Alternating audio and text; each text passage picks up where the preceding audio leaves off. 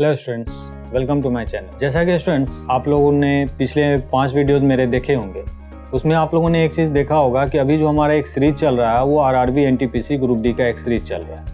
और मैं उम्मीद करता हूँ कि जितने भी जो पार्ट्स मैंने 5 वीडियोस डाले हैं उससे आप लोगों को काफ़ी मदद मिल रही होगी। जो आप लोगों ने हमारे वीडियोज़ को कोऑपरेट किया है उसके लिए बहुत बहुत थैंक्स। और जो मैं उम्मीद करता हूँ कि जो वीडियोज़ डाल रहा हूँ उससे आप लोग काफ़ी फ़ायदा उठा रहे होंगे स्टूडेंट्स। तो हम लोग अपने ये छठे वीडियो को लेकर के आपके बीच हैं, जो अभी मैं शूट कर रहा हूँ। इसके बाद भी ये सीरीज चलता रहेगा स्टूडेंट्स, और बीच बीच में मैं अलग टॉपिक्स के भी वीडियोस डालता रहूँ। स्टूडेंट्स, बिना टाइम वेस्ट किए हुए हम लोग चलते हैं अपने फर्स्ट क्वेश्चन की तरफ। मीना ने बैंक से 2,75,000 रुपए का एक कार लोन लिया। उसने 8% की वार्षिक दर से ब्याज का भुगतान किया और 3 वर्ष में पूरा भुगतान कर दिया। भुगतान करते समय उसने अपना पुराना स्कूटर तथा 3,35,000 रुपए बैंक को अदा किए। तो कहता है कि स्कूटर का कुल मूल्य क्या था। स्कूटर का मूल्य पूछ रहा है। तो चलिए सबसे पहले हम लोग क्या करते हैं कि मिश्र धन निकालेंगे। चूंकि उसमें क्वेश्चन में साफ साफ देता है कि मीना ने 2,75,000 रुपए लिए, तो पहले तो वो 2,75,000 का इंटरेस्ट भरेगी और फिर प्लस जो मूलधन है 2,75,000 वो मिला करके वो टोटल मिश्र धन भरेगी। चलिए, तो हम लोग सबसे पहले क्या करते हैं कि 2,75,000 का कितने परसेंट के इंटरेस्ट पे कह रहा है? 8% के इंटरेस्ट पे कह रहा है। 8% के इंटरेस्ट पे कह रहा है और ये आपको 3 साल के लिए कह रहा है। 3 साल के लिए पूछा जा रहा है और पहले 2,75,000 रुपए हम लोग यहाँ पे लिख लेंगे। तो ये हमारा जो टोटल होगा ये अमाउंट होगा। अब इससे सबसे पहले हम लोग क्या करेंगे कि ये मिश्र धन निकाल लेंगे। ये 2 जीरो हम काट देते हैं। अब हमारे पास क्या आता है कि 24, और 24 को अगर हम सीधे सीधे अगर हम ये कहें कि हम 24 को 8 या 24 को 2,750 से हम मल्टीप्लाई करेंगे तो ये आपका 66,000 रुपये आ जाएगा। 66,000 आ जाएगा। उसके बाद इसमें 2,75,000 रुपये आप ऐड कर दीजिए। तो 2,75,000 ऐड करेंगे तो आपको क्या मिल जाएगा इसमें कि टोटल जो आपको मिल जाएगा वो 3,41,000 रुपये आपके टोटल। यानी कहने का सेंस ये हुआ कि वो 2,75,000 का 8% के रेट से 3 साल के लिए, तो पहले वो 66,000 रुपये तो वो पे करेगी। क्या करेगी? पे वो इंटरेस्ट पे करेगी और प्लस में जितना उसने कर्ज लिया था 2,75,000 रुपये वो जमा करेगी। तो दोनों मिला करके वो 3,41,000 रुपये जमा करती है।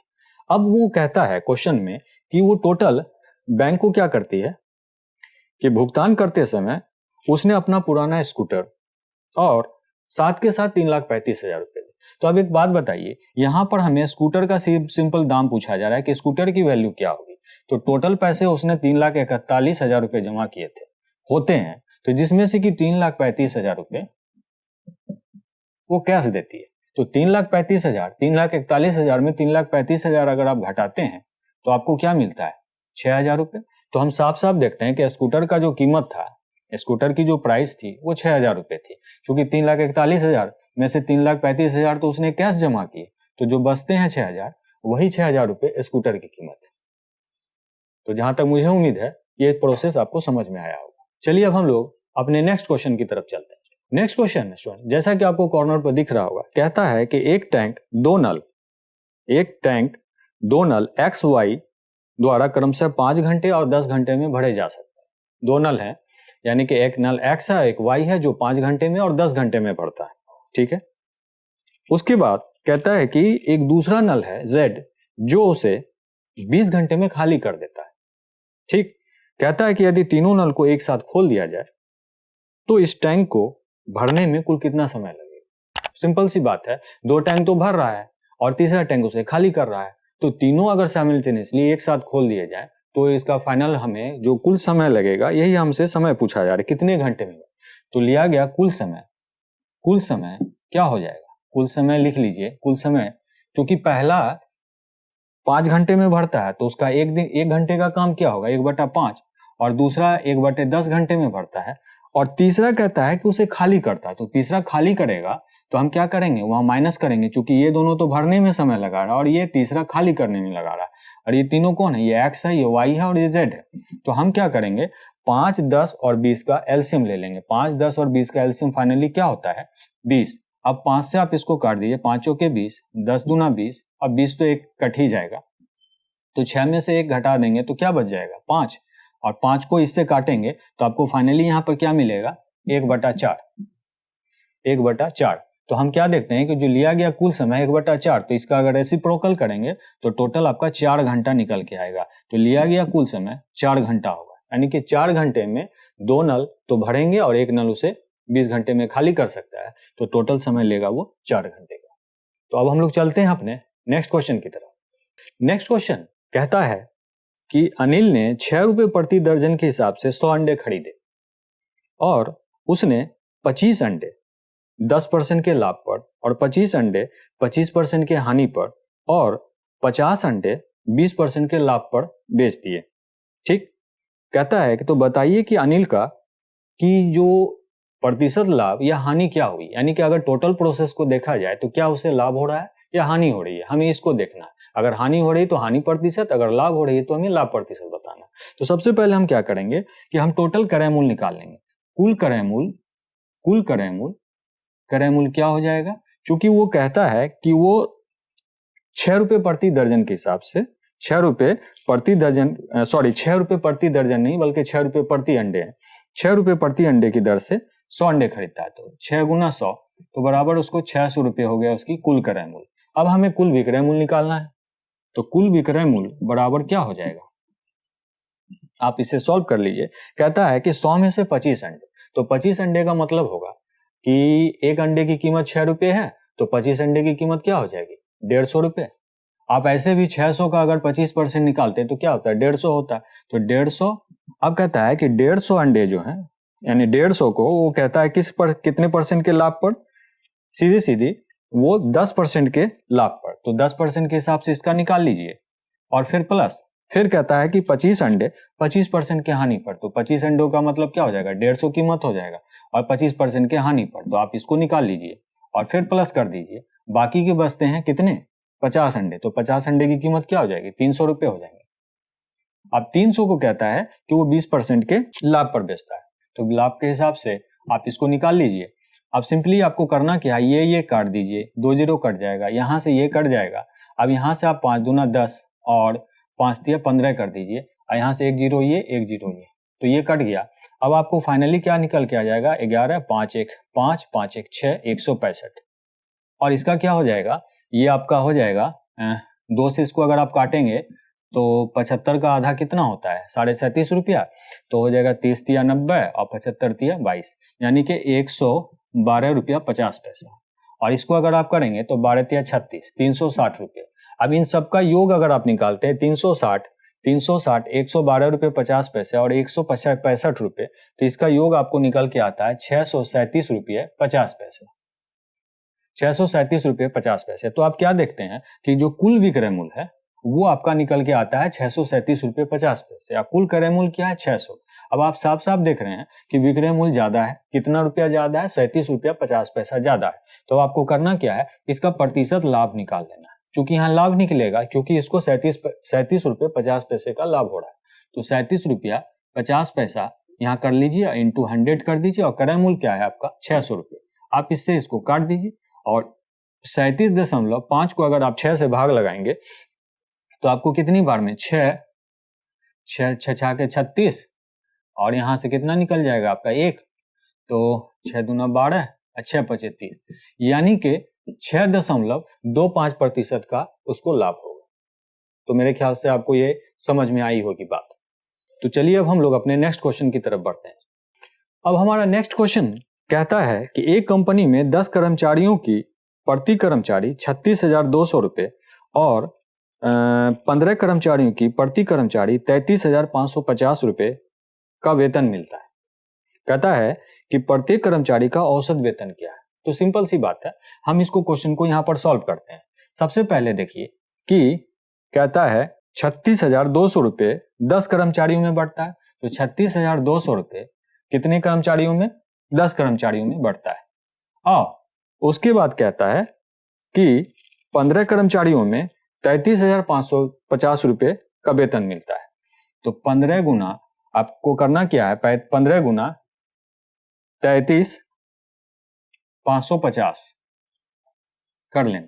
अब एवरेज निकाल देना है। अब सदस्यों की संख्या, कर्मचारियों की संख्या क्या थी? 10 + 15 25। 25 से आप इसको भाग लगा दीजिए। तो आप सिंपली क्या करेंगे कि यहाँ पर आप देखेंगे इसका क्या हो जाएगा 3620। उसके बाद इसको आप इससे अगर ये करते हैं 33,550 को 15 से करते हैं तो आपका 5,03,250 आ जाएगा। अब इसको आप 25 से भाग दे दीजिए। अगर आप इन सबको जोड़ेंगे तो आपका कितना जोड़ आ जाएगा? जोड़ आ जाएगा 8,65,250। 8,65,250 आप इसको अगर जोड़ेंगे तो इन दोनों का योग इतना आ जाएगा। और 25 से अगर आप इसको भाग लगाएंगे तो आपको फाइनली कितना आ जाएगा? 34,610। आप इतने को अगर आप 25 से भाग लगाएंगे तो आपको 34,610 आ जाएगा। यहां पर आप भाग लगा के चेक भी कर सकते हैं। 8, 6, 5, 250 यहां से आप कट लीजिए। 25 या 75। उसके बाद आपको करना क्या? 25 चौके 100, 5 1, फिर आपका यहां आ जाएगा 25 छके 150, 2 5 और ये तो कट ही जाएगा एक बार में कट जाएगा और ये 0 इधर आ जाएगा। तो फाइनली आप देख सकते हैं कि 34,610 रुपये एक एवरेज वेतन निकल करके आएगा। ठीक है, तो मेरे ख्याल से आपको ये समझ में आई होगी बात। चलिए अब हम लोग अपने नेक्स्ट क्वेश्चन की तरफ चलते हैं। राज ने अपने 4 विषयों में एक में 67, दूसरे में 69, तीसरे में 78 और चौथे में 88 अंक प्राप्त किए। उसे अपने 5वें विषय में कितने अंक प्राप्त करने चाहिए जिससे कि उसका औसत अंकों का योग 80 हो जाए? उसके औसत अंकों का योग 80 हो जाए। आप क्वेश्चन यहां देख सकते हैं। सबसे पहली बात कहता है कि 5वें विषय में उसको कितना प्राप्त करना चाहिए जिससे उसका औसत अंक 80 हो जाए। तो आपको पहले 5 विषयों का कुल अंक प्राप्त करना है। तो 5 विषयों का कुल अंक 5 सब्जेक्ट्स का कुल अंक कितना हो जाएगा? उनका एवरेज आता है 80 और सब्जेक्ट्स कितने हैं? 5। तो आप कहिएगा कि आपको टोटल 400 मार्क्स मिलने चाहिए थे, यानी कि 5 सब्जेक्ट का 80 के एवरेज से 400 कुल अंक होने चाहिए थे। अब उनको छोड़ के 4 सब्जेक्ट्स का कुल योग कितना होता है? जैसे कि आपको यहां पर देता है कि एक है आपका 67, 69, 78 और 88। अगर इन सबको आप जोड़ते हैं 302, यानी कि यहां पर आप देखते हैं कि 302 उसके 4 सब्जेक्ट्स का कुल अंक है। जो आप 4 सब्जेक्ट जो 5वें सब्जेक्ट को छोड़ करके जो टोटल अंक आता है वो 302 आता है। तो अगर आप इसे माइनस करते हैं तो डिफरेंस क्या आता है इन दोनों का? 98। यहाँ तो 5 सब्जेक्ट को मिला के 400 था और 4 सब्जेक्ट को मिला के 302 था, तो डिफरेंस आता है 98। यानी कि उसको 5वें सब्जेक्ट में, 5th सब्जेक्ट में उसको 98 नंबर लाने होंगे, तभी जाके के उसका एवरेज 80 पुड़ेगा। ठीक है, तो आप ऑप्शन से मैच कर सकते हैं। तो चलिए स्टूडेंट्स, अब हम लोग अपने नेक्स्ट क्वेश्चन की तरफ बढ़ते हैं। नेक्स्ट स्टूडेंट्स कहता है कि एक यात्री ने बस में यात्रा करते समय पाया कि बस ने 35 विद्युत के खंभे यानी इलेक्ट्रिक पोल्स जो हैं उनको 1 मिनट में पार कर लिया। 35 पोल थे, उनको 1 मिनट में पार कर लिया तथा 2 खंभों के बीच की दूरी जो थी वो 50 मीटर थी। 2 खंभे जो थे उनके बीच का डिफरेंस 50 मीटर का था।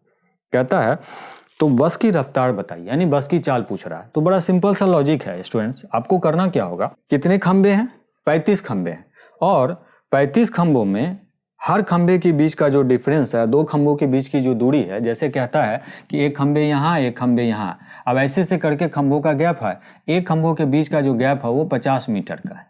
और ऐसे ऐसे करते हुए वो टोटल 1 मिनट में अगर चलता है यहाँ से, तो ये मान लीजिए 35वां है, तो यहाँ तक जाने में उसको कितना समय लगता है? 1 मिनट का समय लगता है। मान लीजिए कि यहाँ से यहाँ तक के बीच में टोटल क्या कहता है वो 35 विद्युत के खंभे, 35 विद्युत के खंभे हैं यहाँ तक जाने में। यहाँ से यहाँ तक जाने में वो 35 करता है और पूरा कवर करने में उसको कितना लगता है? 1 मिनट का समय लगता है। 1 मिनट का समय लगता है। तो सिंपल सी बात है कि कहता है कि यहां से यहां जाने में उसने कुल दूरी कितनी तय की, हमें ये देख लेना है। तो हम देखेंगे कि टोटल जो था वो तो 35 खंबे थे, लेकिन यहां जब उसने पहले खंबे से स्टार्ट किया होगा तो उसको तो आप माइनस करके चलेंगे। तो 35 में से 1 माइनस कर देंगे तो 34 खंबे हो जाएंगे। अब हमें कुल दूरी निकाल लेनी है जो 1 मिनट में वो कुल दूरी तय करती है। तो कुल दूरी बराबर हो जाएगा 34 × 50। तो 34 बचे यानी कि 1700 मीटर की दूरी वो तय करती है। बस जो है वो 1700 मीटर की दूरी तय करती है। तो अब हमसे पूछा जा रहा है बस की चाल। बस की चाल, बस की चाल बराबर क्या हो जाएगी 1700 मीटर। अब 1700 मीटर को आपको करना क्या है कि वो जो बस है वो 1 मिनट में तय करती है। ये 1700 मीटर की दूरी वो 1 मिनट में तय करती है, तो 1 मिनट बराबर होता है 60 सेकेंड।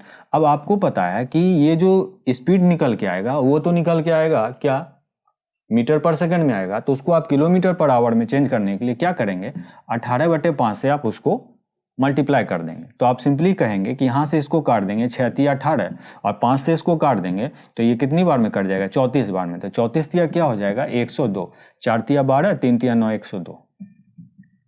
तो बस की चाल 102 किलोमीटर प्रति घंटा निकल के आती है। तो चलिए स्टूडेंट्स, अब हम लोग अपने नेक्स्ट क्वेश्चन की तरफ बढ़ते हैं। अब जो क्वेश्चन आ रहा है वो आ रहा है कि कहता है कि अमन और अजय एक दीवार को 9 और 12 दिनों में पूरा करते हैं। एक दीवार को, यानी कि दीवार बना रहे हैं अजय और अमन मिलकर के, एक लेता है 9 और एक लेता है 12 दिन। कहता है कि ये दोनों मिलकर अगर कार्य करें तो वो कितने दिनों में पूरा कर लेंगे। तो बहुत ही इजी क्वेश्चन है और रेलवे देखिए जनरली इस तरह के इजी क्वेश्चन ही पूछती है। हाँ, बहुत रेयर केस होता है कि आपको क्वेश्चन का लेवल डिफिकल्ट किया जाता है, तो उसके लिए भी आपको घबराना नहीं है। अगर डिफिकल्ट करता है तो उसके लिए भी हम लोग हैं, आपके कॉन्सेप्ट्स को डेवलप कराएंगे। अमन लेता है 9 और अजय लेता है 12। तो अमन का ये 9 एक दिन का कार्य 1/9 और अजय का कितना हो जाएगा 1/12। तो अब हम इसको क्या करेंगे, सॉल्व कर लेंगे। तो 12 और 9 का एलसीएम कितना होता है स्टूडेंट्स, 12 और 9 का एलसीएम होता है, यहाँ से 9 ले लेंगे, यहाँ से 4 ले लेंगे, 36 हो जाएगा। तो 9 चौके 36 और 12 तिया 36, तो यानी कि 7/36। इसका रेसिप्रोकल कर लेंगे, उल्टा कर लेंगे, तो 36/7। तो फाइनली हमारा होगा 5 7 35 और 1, यानी कि इतने दिनों में वो दोनों मिल करके काम को कंप्लीट कर लेंगे। यानी कि 5.1/7 दिनों में वो काम को कंप्लीट कर लेंगे। ठीक है, तो चलते हैं हम लोग अपने नेक्स्ट क्वेश्चन की तरफ। 50 से 100 के मध्य कितनी अभाज्य संख्याएं होती हैं। 50 से 100 के मध्य कितनी अभाज्य संख्या होती हैं। तो एक बात याद रखिएगा, 50 से 100 के मध्य टोटल 10 अभाज्य संख्याएं होती हैं।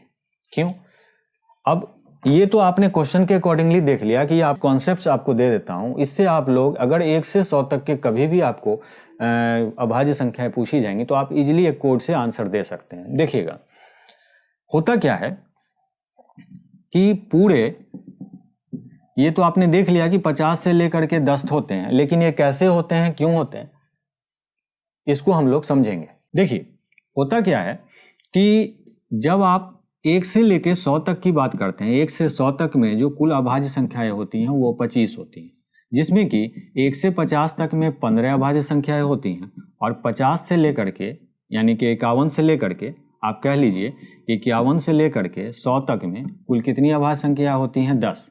1 से 50 तक में 15 और 51 से लेकर 100 तक में 10। तो आपसे क्वेश्चन यही पूछा जा रहा था कि 50 से लेकर के जो आपका टोटल है उसमें कितने थे 10। तो अब हमें करना क्या था स्टूडेंट्स कि 50 तो अभाज्य संख्याएं थी नहीं, हमें 51 से देखना था। अब 51 भी अभाज्य संख्या नहीं है, बट देखना हमें 51 से ही है। 51 से लेकर के 100 तक में टोटल 10 होंगी और टोटल 25 होंगी। लेकिन इसके लिए आपको एक कोड याद रखना है। कोड क्या रखना है कि यहां पर मैं लिख रहा हूं कि 1 से 50 तक का कोड होता है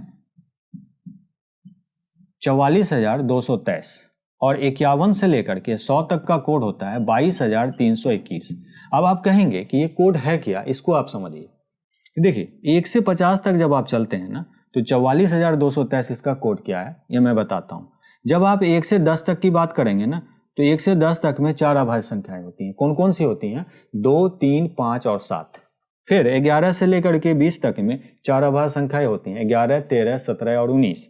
और फिर 21 से 30 तक में 2 अभाज्य संख्याएं होती हैं, 23 और 29। ठीक, और फिर 31 से 40 के बीच में 2 अभाज्य संख्याएं होती हैं, 31 और 37, 2। और 41 से 50 के बीच में 3 अभाज्य संख्याएं होती हैं, 41, 43 यानी 41, 43 और 47। ठीक है, अब आते हैं हम लोग 51 से 100 के बीच में। तो 51 से 100 के बीच में तो हमने अभी आपको बताया कि 10 अभाज्य संख्याएं होती हैं, लेकिन जब हम 51 से 60 की बात करेंगे तो 2 अभाज्य संख्याएं होती है। कौन कौन सी होती हैं, एक तो आपका 53 हो जाएगा और एक आपका 59 हो जाएगा, 2। और 61 से 70 के बीच में 2 होगा। कौन कौन सा होगा, 61 और 67। और जब आप 71 से 80 की बात करेंगे तो 2 होंगे, 71, 73 एंड 79 जो कि आपका यहाँ दिया हुआ। फिर जब आप 81 से 90 के बीच में जाएंगे तो दो अभाज्य संख्या होंगी, एक तो आपका 83 होगा और दूसरा आपका 89 होगा, 83 और 89, ठीक। और जब आप 91 से 100 के बीच में आएंगे तो एक अभाज्य संख्या होगा और जो होगा आपका 97। तो अब आप देख सकते हैं कि आपको यही बस दो याद करने हैं, just like a basic telephone number. कोई एक टेलीफोन नंबर को आप याद रखते हैं, उस तरह से इस कोड को याद रख लीजिए कि 1 से 50 तक का कोड होता है 44,223 और 51 से 100 तक का कोड होता है 22,321। ये दो याद रख लीजिए, आपको कुछ याद रखने की जरूरत नहीं, आपके आंसर सेकेंडों में निकल के आ जाएंगे, बिल्कुल टाइम नहीं लगेगा। आप जोड़ लीजिए 4 4 8, 2 10, 2 12, 3 15, यही बोला था मैंने 15। और जब आप इसको जोड़ेंगे 2 2 4, 3 4 3 7, 2 9 1 10, 3 2 5 1 6, 2 8 1 10, ठीक है। तो इस दो कोड को याद रख लीजिए, आपके कभी भी 1 से लेकर के 100 तक के जो 25 अभाज्य संख्याएं होती हैं उसमें आपको कभी लाइफ में प्रॉब्लम नहीं। तो मेरे ख्याल से आपको ये समझ में आया होगा और मैं उम्मीद करता हूँ कि आपके लिए काफ़ी हेल्पफुल होगा। तो चलिए अब हम लोग चलते हैं अपने नेक्स्ट क्वेश्चन की तरफ। तो फ्रेंड्स, हम लोगों का नेक्स्ट क्वेश्चन जो कहता है वो ये कहता है कि दो संख्याओं का गुणनफल आपको देता है 35,828 और उनका एचसीएफ है 26, तो कहता है कि उनका एलसीएम क्या होगा। हालांकि मैंने पिछले वीडियोस में भी ये बताया हुआ है कि जब भी ऐसे क्वेश्चंस होते हैं तो वो एक बेसिकली एक रिलेशन पकड़ करते हैं कि दो संख्याओं का गुणनफल बराबर होता है उनके एलसीएम और एचसीएफ के गुणनफल के। यहाँ आपको क्वेश्चन दिख रहा होगा, तो आपको कहता है कि इसमें एक संख्या जो है वो कहता है क्या है 35,828 और उसका एचसीएफ आपको कितना देता है 26। तो आपको फाइनली निकालना क्या है एलसीएम। तो एलसीएम बराबर आप कर दीजिए 35,828 बटे 26। अब 26 से आप इसको भाग लगा दीजिए, देख लीजिए कि कितनी बार में जाता है। 35,828 एक बार में कर दीजिए, यहाँ से कितना निकल के आ जाएगा 9 और 8, 9 6 15 होगा, कट जाएगा। अब 26 से आप इसको भाग लगाएंगे तो 26 क्या करेंगे 78, चूंकि 4 बार में ज़्यादा हो जाएगा तो इसको आप कर लीजिए 7 2 9। आपको करना क्या है 26 है तो फिर आप क्या करेंगे 26 सते कर देंगे। 26 सते आपका कितना हो जाएगा 26 सते यहाँ पर काट दीजिए 7 6 के 42 और आपका कितना हो जाएगा 7 6 के 42, 7 दूना 14 और 14 4 18। चूँकि उसके बाद अगर जोड़ेंगे तो ज़्यादा हो जाएगा तो यहाँ आपका कितना हो जाएगा 2 और ये हो जाएगा 8। अब यहाँ कहता है कि 26 8, चूँकि 182 हो जाएगा, इसमें 26 जोड़ेंगे तो 8 बार में कर दीजिए। तो 8 बार में आपका 8 6 के 48, 8 दूना 16, 16 4 20, यानी कि 208 आपका पूरा कट जाएगा। फाइनली आपका ये आ जाएगा 1378, ये आपका फाइनल आंसर आ जाएगा। तो कहने का मतलब हो गया कि इसमें आपका जो एलसीएम होगा वो 1378 होगा, ठीक है। जब भी आपको इस तरह के क्वेश्चंस बनेंगे तो आपको इसी रिलेशन पर लेके चलना है। तो चलिए हम लोग अपने नेक्स्ट क्वेश्चन की तरफ अब चलते हैं। तो हमारा नेक्स्ट क्वेश्चन ये कहता है कि a स्क्वायर b स्क्वायर को अगर हम a प्लस b से डिवाइड करें, इतना बराबर हमको देता है 25 के, यानी a square minus b square divided by a plus b को अगर हम भाग लगाएं तो ये देता है 25 के। तो आपसे पूछा जा रहा है कि a माइनस बी की वैल्यू क्या होगी, a माइनस बी बराबर वाट। तो आपको फाइनली इसमें ऐसे देखना है, ये कितना आएगा ये समझ लीजिए। अब देखिए यहाँ पर क्या कहता है कि a square minus b square बराबर होता है a plus b a minus b. अगर आप इसको ब्रेक करेंगे तो a plus b a minus b, और नीचे आपको क्या देखता है a प्लस बी ऑलरेडी दिया हुआ है यानी कि गिवन है। तो आपको करना क्या है, ये दोनों काट लेना, और आप देख रहे हैं कि इतने के बराबर में आपको 25 दिया हुआ है। तो सिंपली a माइनस बी की वैल्यू क्या हो जाएगी 25 हो जाएगी। तो इतना बराबर आप क्या लिखेंगे 25।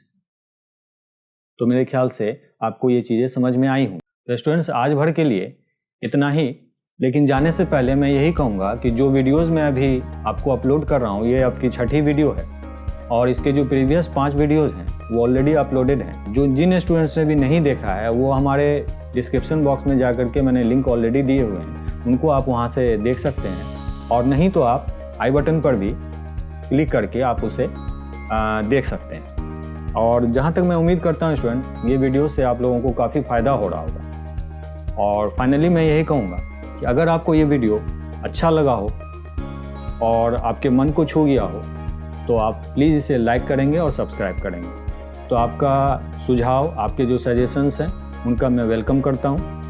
आप कमेंट्स में आकर के आप अपने सुझाव दें, ताकि अगर कुछ कमियां रह जाती हैं तो उनको हम सुधार कर सकें। और जैसे भी हो, आप लोग प्लीज़ कमेंट्स जरूर सुनें, क्योंकि आपके कमेंट्स हमारे लिए काफ़ी इम्पोर्टेंट हैं, काफ़ी महत्व रखते हैं। तो स्टूडेंट्स, आपका ज़्यादा वक्त न लेते हुए फिर हम लोग अपने इसके नेक्स्ट वीडियो में मिलेंगे, वीडियो नंबर 7 में। तब तक के लिए थैंक यू वेरी मच।